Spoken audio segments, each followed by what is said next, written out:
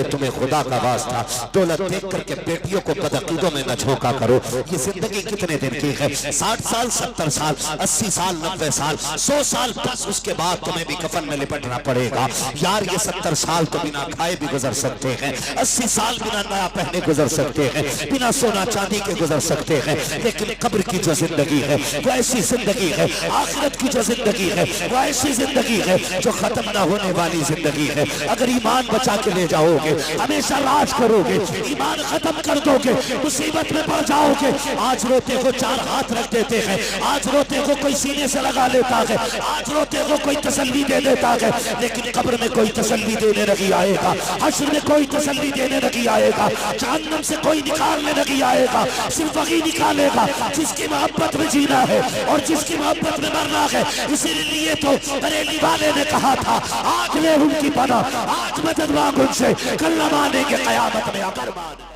बीवी ने कहा खाली हाथ आ जाना, लेकिन हराम का लुकमा न लाना। मंडी गया, लोग भी बड़े चालाक हैं यार, बड़े चालाक हैं। लोग उसे मजदूरी के लिए लेके आते हैं जो ताकतवर होता है, जो हट्टा कट्टा जवान होता है, और उसे लाने की वजह यह होती है कि यह काम ज्यादा करेगा। यही होता है ना, हट्टा कट्टा है, जवान है, काम ज्यादा करेगा, ये सोच के ताकतवर को लाते हैं। मंडी में जाके बूढ़ा खड़ा हुआ, बगल में थैला दबाए खड़ा था, जो आता ताकतवर को लेके चला जाता, जवान को लेके चला जाता। फिर वक्त वो भी आया कि कोई ना बचा, तन्हा ये बूढ़ा रह गया। इसने कहा यार मुझे ले चलो, 10 रुपए कम दे देना, मुझे काम पे ले चलो। किसी ने कहा इस उम्र में काम तुझसे कौन कराएगा, जा जाके कहीं बैठ, अपने घर जाके आराम कर। उसने कहा बच्चे भूखे हैं, मुझे 10 रुपए कम दे देना। खुदारा तुम्हें खुदा का वास्ता, जब तुम मजदूरी कराया करो सिर्फ ताकतवर देख के ना लाया करो, कभी कमजोर को भी लेके आ जाया करो, कभी बीमार को भी लेके आ जाया करो। और मजदूर के सर पे खड़े होकर के 100 रुपए दे करके 150 के काम ना लेना, बल्कि ऐसा करना, काम 50 रुपए का किया है तो 100 रुपए दे दिया करो, काम 100 का किया है तो 200 दे दिया करो। तुम मजदूर की थोड़ी मेहनत पे राजी हो जाओ, अल्लाह तुम्हारे थोड़े अमल से राजी होकर जन्नत अता करे।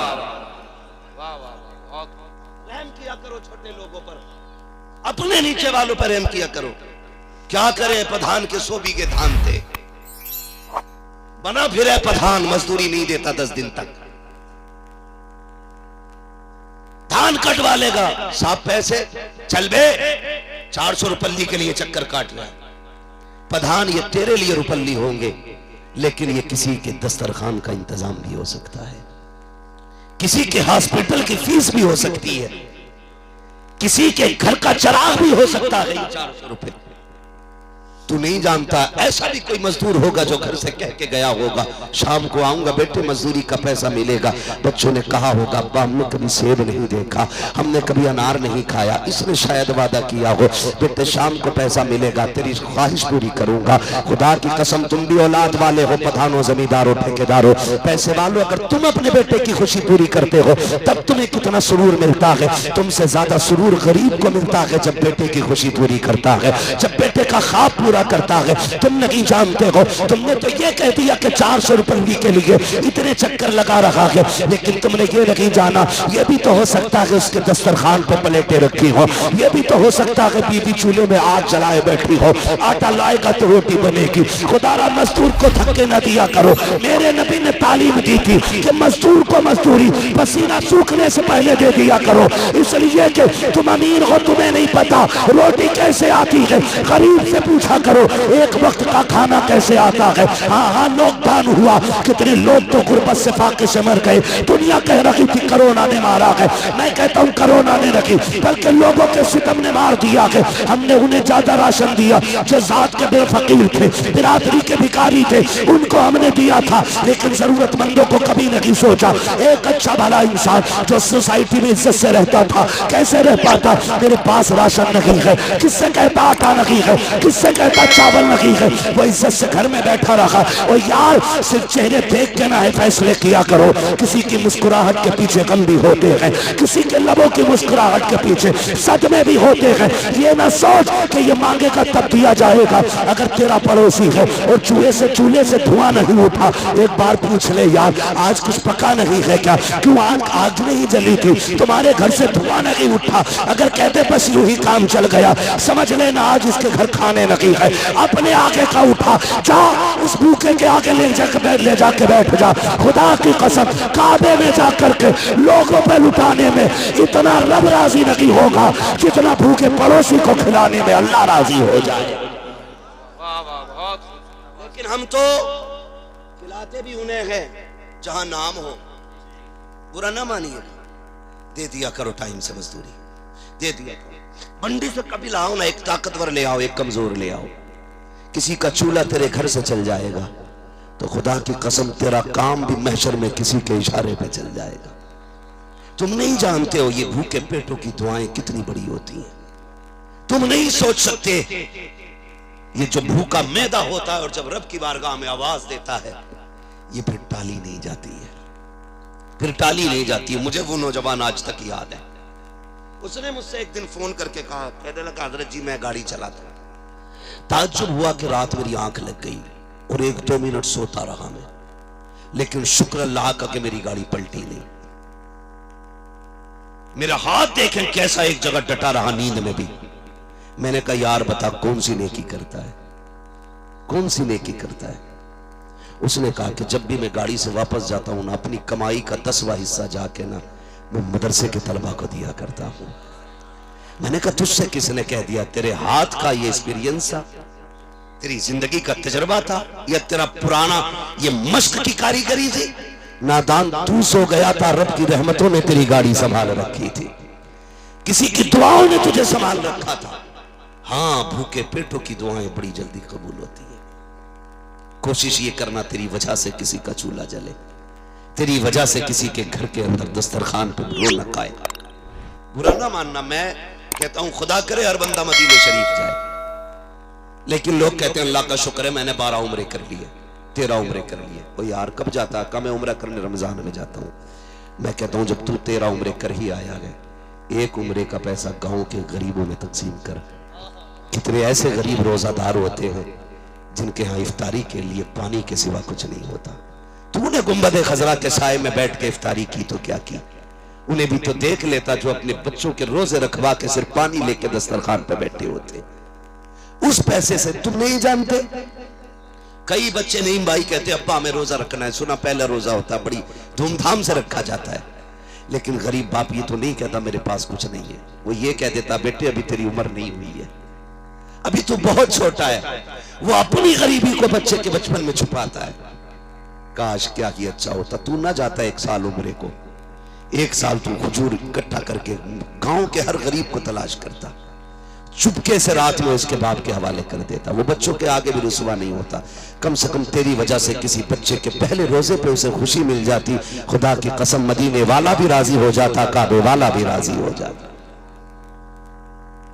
कोशिश ये कीजिएगा कि तुम्हारे पैसे से किसी का चूल्हा जले। करेंगे इंशाल्लाह। बात समझ में आ रही है ना? तो मैं क्या अर्ज कर रहा था, बीवी ने कहा खबरदार खाली आता जाना, हराम का लुकमा याद है ना सबक? हराम का लुकमा जोर से नहीं, हराम का लुकमा नहीं लाना है। मंडी में बंदा खड़ा करा यार मुझे ले चलो 10 रुपए कम दे देना, लेकिन लोगों ने अपना फायदा देखा, उस गरीब का किसी ने न देखा। अल्लाह अकबर। जब सब छोड़ के चले गए, सूरज आधी आसमान का सफर तय कर चुका, बीचों बीच में सूरज आ गया। वो जो बगल में थैला था यार कैसे लेके जाता उसे? अब बच्चों का सामना मुश्किल था, खाली हाथ पलट करके बच्चों को भूखा छोड़ के आया था। क्या मुंह दिखाता बच्चों को जाकर के? खाली गया था, खाली आया था। अल्लाह सलामत रखे आप लोगों को। सुनना मेरी बात बहुत गौर से।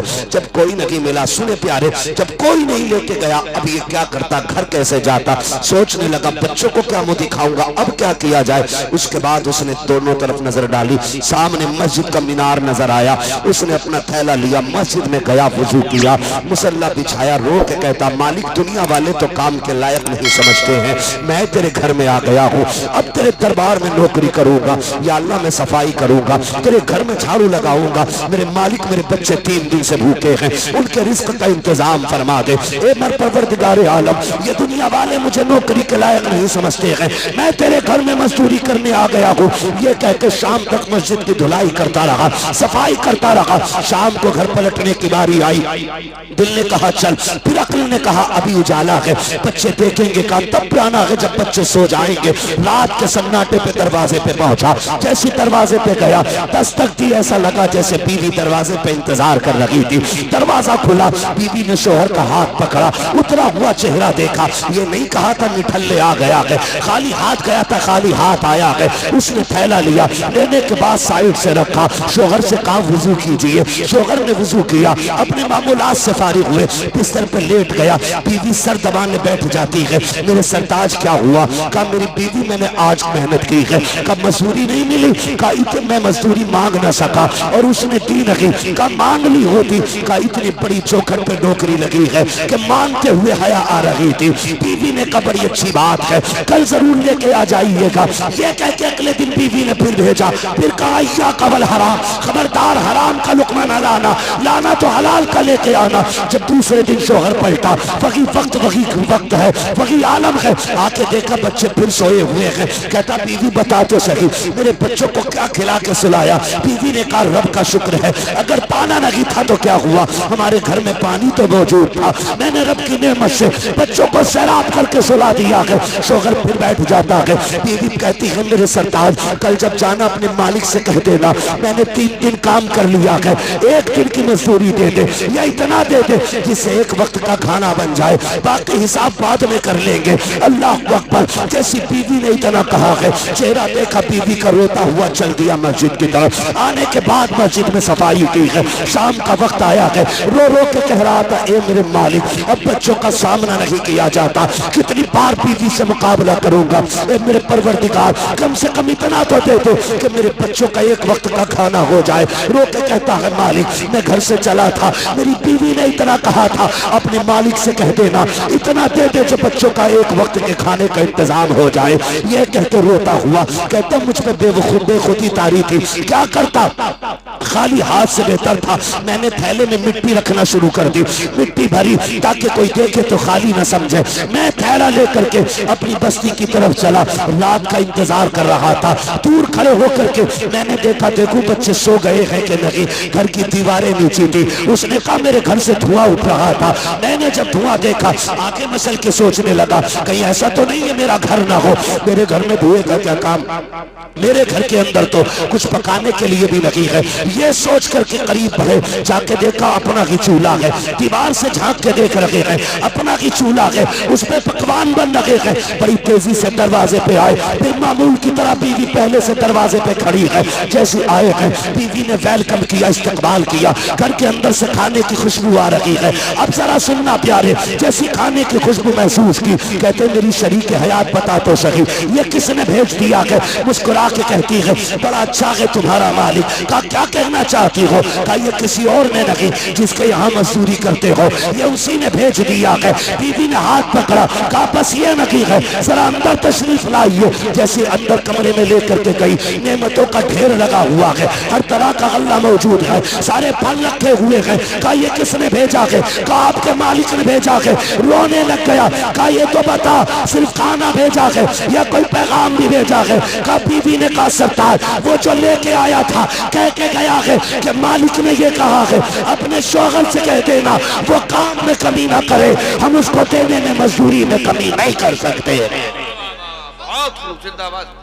नारे तकबीर, नारे रिसालत, मसलके आला हज़रत फैज़ाने आला हज़रत फैज़ाने औलिया इकराम सरज़मीने बसौलिया इस्लाही मुआशरा कॉन्फ्रेंस हजरत अल्लामा मुफ्ती हम्माद रज़ा साहिब क़िबला नारे तकबीर नारे रिसालत। वाह वाह, बहुत खूब। कोशिश ये कीजिएगा हराम का लुकमा ना लाना, हलाल का लाना। कहीं ना मिले फिर बैठ जाओ मस्जिद में आके। हम तो माइल ब करम है, कोई साइल ही नहीं। राह दिखलाएं किसे रह रवे मंजिल ही नहीं। मांगो ना कभी हुजूर से, झोली फैला के मांगो। लोग कहते हैं दुआ कबूल नहीं होती, मैं कहता हूं मांग के तो देख। कभी मांगने बैठे ही नहीं, तूने तो हाथ भी रस्मन उठाए, मुंह पे फेरा चल दिया। किसी दिन जिद करके बैठ गया, जब तक देगा नहीं जाना नहीं है, जब तक देगा नहीं जाना नहीं है, बैठ वहां। फिर तू भी कहता हुआ आएगा, कौन देता है देने को मुंह चाहिए, देने वाला है सच्चा, देने वाला है सच्चा हमारा नबी। किसी का खेत नहीं काटना है, किसी की मेंढ नहीं काटनी है, किसी का चारा नहीं काटना है, चुरा के किसी का बकरा नहीं बेचना। बहुत चोरी होती बकरीद। और कई लोग तो बड़े अच्छे लोग हैं, अल्लाह हिदायत दे। बकरा लेंगे तो बकरीद में बेचना है। और खास करके ये वो लोग होते हैं जिनका घर गांव के बाहर होता है, दिन भर बंधा रखेंगे, रात में छोड़ देंगे। पड़ोसियों का बेड़ा गर्क, बरसिंग खत्म, चरई खत्म। कहते किसने खाई? दिन में तो बंदा, रात भर में तो काम होगी। मोहल्ले के खेत में चरा चरा के बकरीद तक बकरा पाला, और फिर कहते हैं मेरे बकरे पे मोहम्मद लिख रहा। रंग से लिख रहे, रंग से लिख रहे, पेट बढ़ा रहे। जी जी, मोहम्मद लिख रहा मेरे बकरे पे। पला कहां था? यानी खूंटे पे ही रहा। और वो जो बेड़ा गर्क कर दिया पड़ोसी का, पूरी खेती तबाह कर दी। क्या फायदा ऐसे बकरों से यार, क्या फायदा है? फाके रह लो, किसी को एक रत्ती का नुकसान ना दो, एक रत्ती का नुकसान ना दो। पक्का मोमिन ही वो है जो अपने मोमिन भाई को तकलीफ ना दे। और कई आपको देखा पूरे खेत में पौधे में अड़ पौधे, और चल के दिखा दो तुम उस पे, कभी इधर को गिरेगा, कभी इधर को गिरेगा, काटेगा मैंडी। थोड़ी बड़े चालाक लोग हैं, अब तो नीचे नीचे से पूरे थे, फिर पानी भर देते वो मैंड गिर जाती। फिर प्रधान कहते ये कैसे तोड़ दी? कैसा पानी से गिर गई। वो भाई नियत अच्छी कर, नियत अच्छी कर। अल्लाह बरकत देता है ना तो इतनी से कोने में बरकत दे देता है, और जब वो लेने पे आता तो जबड़ों के अंदर से निकाल लेता है। हाँ, जमा कर कितना करेगा? एक थोड़ा निकालेगा कमर में, 15 लाख एक झटके में लगा देता है। फिर कहता हम ही बचे थे मुसीबत को। ये सितम जो किया है ना, ये उसकी हाय है। खुदारा कभी हराम के लुक में न लाना। बचेंगे इंशाअल्लाह, सारे बोलो इंशाअल्लाह। अपने रब से हलाल के लुक में तलाश कीजिएगा, अपने रब से। अल्लाह देता है, जिस नीयत से आप निकलेंगे उस नीयत से आपको मिलना है, उस नीयत से आपको मिलना है। और औरतों से गुजारिश है, तुम्हारे शौहर की कमाई बड़ी मेहनत की होती है। ऐसा ना हो कि ये गया बाजार में और तुम गई मजार में। ऐ जी ऐसा कर दो मेरे आदमी मेरी सुनने लगे, और बेचारा सुन किसकी है? तेरी सुन सुन के तो बूढ़ा हो गया, कमर टूट गई उसकी, अब भी कमी रह गई। वो जो बाबा बैठा है उससे कह रही है ऐसा कर दो कि हम दोनों में मोहब्बत हो जाए। मेरी बहन जिसके पास तू गई है, पूछ इसके पड़ोसियों से, इसकी खुद अपनी बीवी से 10 साल से नहीं बनी। और जिसकी अपनी बीवी से 10 साल से न बनी, वो तेरी बनाएगा, बिगाड़ और देगा। इसलिए इन ठगों के पास न जाना, इन लुटेरों के पास न जाना। अगर तेरा शौहर तुझसे प्यार नहीं करता तो फिर कुरान लेके बैठ, पढ़ सूरह यूसुफ, पढ़ सूरह यासीन, मुकम्मल कर ये सूरत। हाथ उठा कि मालिक तुझको आयशा का वास्ता, तुझे खदीजा का वास्ता, तुझे खातून जन्नत फातिमा ज़हरा का वास्ता, मेरे शोहर के दिल में मेरा प्यार जगा। खुदा की कसम 6 किलो का तावीज वो असर नहीं करेगा जो कुरान पढ़ के उठे हुए हाथों की दुआ असर कर डालेगी। बहुत खूब जिंदाबाद। लेकिन कम तुम भी नहीं हो, कम तुम भी नहीं हो। ब्याह होते ही कह रहा तुझे अजमेर लेके चल रहा हूं, ब्याह होते ही अजमेर लेके जा रहा। जब पहले दिन तो अजमेर घुमा लाया तो कम से कम कलकत्ता तक तो ये भी तुझे लेके जाएगी। अजमेर लेके जा रहा, कलियर घुमा लो। चादर बोली थी ब्याह हो जाएगा तो चादर चढ़ाऊंगी, क्यों हो नहीं रहा था? खुदारा इस्लाम ने जो हद दी है औरत को, पता चला वो बीवी कहां है आपकी, कहने वो तो अजमेर गई है। बीवी कहां है? वो तो बदायूं शरीफ गई है। क्या करना है ना, छोटे बड़े सरकार की चादर बोली थी। आप क्या कर रहे हो यहां? कि मैं घर रखा रहा हूं। बीवी किसके साथ गई? कि गांव की ट्राली गई थी, उसमें ही बैठा दी। सुने बहुत गौर से, ये हंसने की बात नहीं, ये रोने की बात है। तुमने ट्राली में बहू बैठा दी।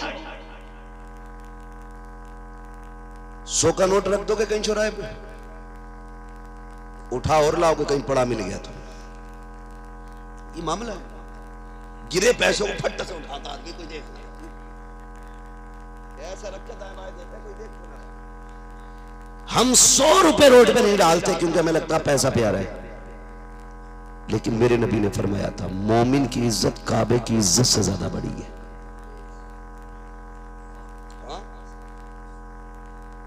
आप अपनी इज्जत की हिफाजत नहीं करते, ट्राली में छोड़ दी। भैया बाबा के पास तावीज रहने, और बाबा इतना बिगड़ा हुआ घुटने से घुटना मिला के बैठा है। कई औरतों को तलाक इसलिए हो गई कि उन्होंने शौहर के कहने से पीर के पैर नहीं दबाए। निकलो यार इन तमाशों से, सुनो इस्लाम क्या है। पतीले तू जान, चादर तू जान में इनकार नहीं करता, लेकिन मैं इतना जानता हूं कायनात में सबसे अजीम जगह मस्जिद होती है। कौन सी जगह होती है? बोलो भाई, मुंह खोल के बोलो, क्या होती है? सबसे बेहतर जगह कौन सी है? मस्जिद। मस्जिद। लेकिन बताओ तुम्हारी बहन, तुम्हारी बेटी नमाज कहां पढ़ती है? बोलो, क्यों नहीं बोल रहे? पढ़ते हैं कि नहीं घर में लोग नमाज? तो कहां पढ़ते? मस्जिद में क्यों नहीं जाते? इजाजत नहीं है। इस्लाम में औरत को मस्जिद में जाने की इजाजत नहीं। कम से कम जुमा ही पढ़ने हो जाती नहीं, जुमा भी नहीं जाएगी तो साल में फिर ईद तो 2 ही बार आती, वो नहीं, वो भी नहीं कर सकती। घर में रह, क्यों क्यों? का मस्जिद में जाएगी, गैर महरम भी होंगे, महरम भी होंगे। हो सकता है कोई फितना पैदा हो जाए, तवज्जो कीजिए, हो सकता है कोई फितना पैदा हो जाए। अब सोच तो सही, फितने के डर से इस्लाम औरत को मस्जिद में नमाज व जमात पढ़ने की इजाजत नहीं देता, तो तेरी मेरी बेटी को किसी की ट्राली में बैठ करके किसी मजार पे जाने की इजाजत कैसे दे सकता है?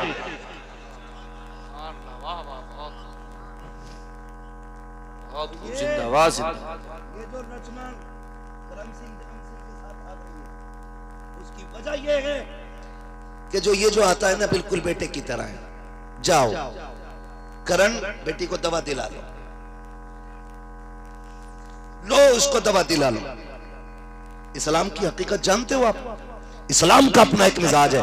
इस्लाम ये कहता है सगे भाई बहन सिर्फ समझदार हो जाएं, बालिग नहीं, समझदार अगर हो जाएं तो सगे भाई बहन को एक बिस्तर पे कांधे से कांधा लगा के बैठने की इजाजत नहीं।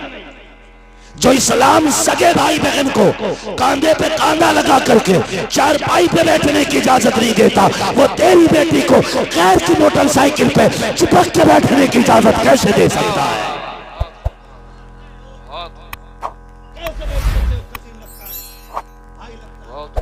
लगने घूमने से कुछ नहीं होगा। इस्लाम को फॉलो करो, दुनिया में भी इज्जत पाओगे, इंशाअल्लाह आखिरत में भी इज्जत पाओगे। जब तक इस पे अमल नहीं करोगे ना यहाँ इज्जत मिलेगी ना वहां मिलेगी।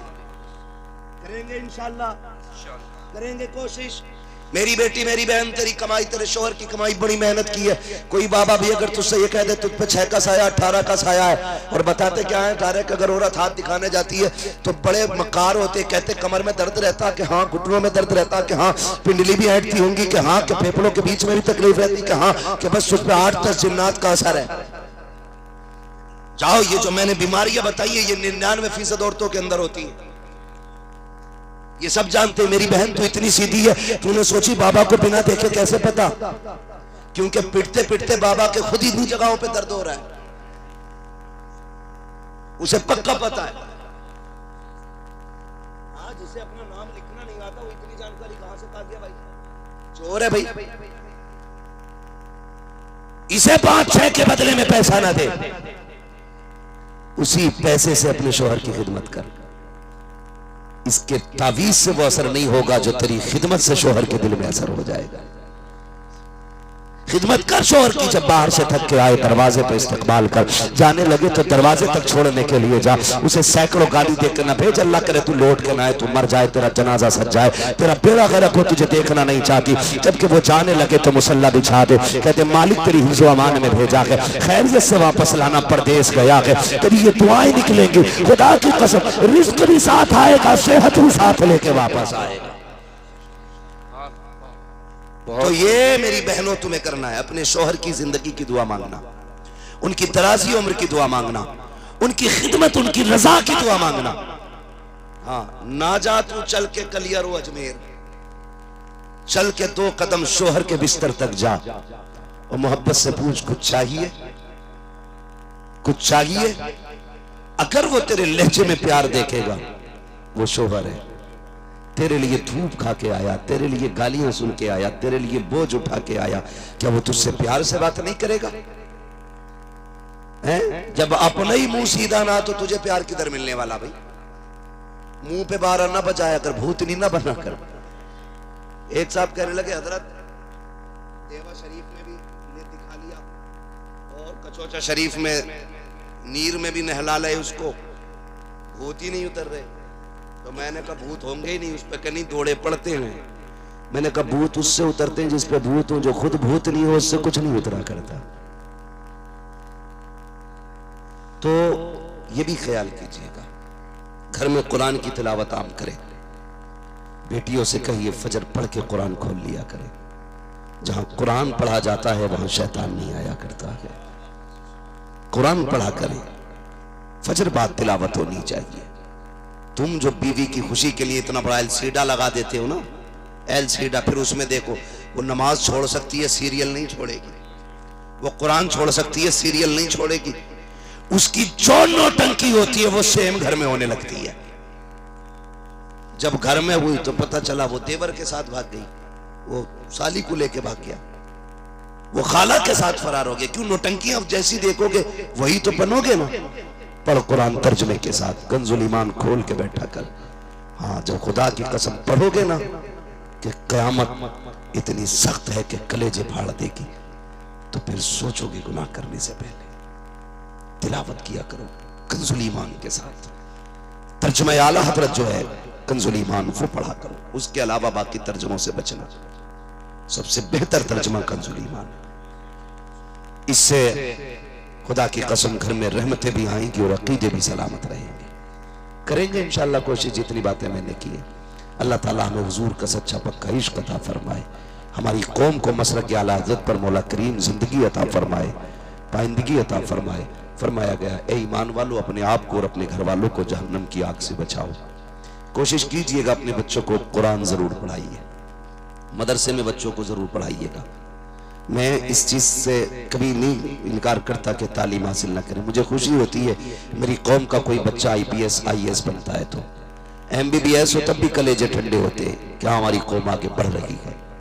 लेकिन जब छोटे थे तो हम मदरसों को बुरा कहते रहे, बड़े हो गए तो फिर तालीम को बुरा कहना शुरू कर दिया। ना, हम तालीम के मुखालिफ नहीं है। हम ये चाहते हमारे बच्चे जहाँ MBBS होना वहाँ कुरान के कारी भी होने चाहिए।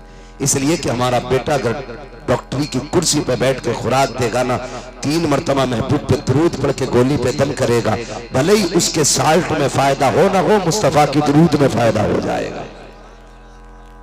ये जो काला बाजारी चल रही है ना, अगर हमारे बेटे वकील होंगे, हमारे बेटे जजेस होंगे, तो फिर किसी मजलूम को रोना नहीं पड़ेगा। जब फैसले की कुर्सी पे मुस्तफा का गुलाम बैठेगा ना, फिर दौरे फारूक आजम नजर आ जाएगा, दौरे फारूक नजर आएगा। हम चाहते हैं हमारी कौम के जवान आगे बढ़े और हर कुर्सी पे बैठ करके इस्लाम का आईना दिखाए, ऐलान कर दे, यहाँ फैसला करते वक्त कोई रिश्वत, कोई घूस नहीं देखी जाती, यहाँ दलील देखी जाती है, दलील जिसकी पक्की होती है फैसला उसी के हक में किया जाए। इसलिए डॉक्टर बाद में है, गुलाम मुस्तफा पहले, इंजीनियर बाद में, गुलाम मुस्तफा पहले। पढ़ाइए बच्चों को मदरसे में, खुदा की कसम मदरसे की बहुत बड़ी देन है इस उम्मत पर। आज जो ताड़ियां सलामत है मदरसे की वजह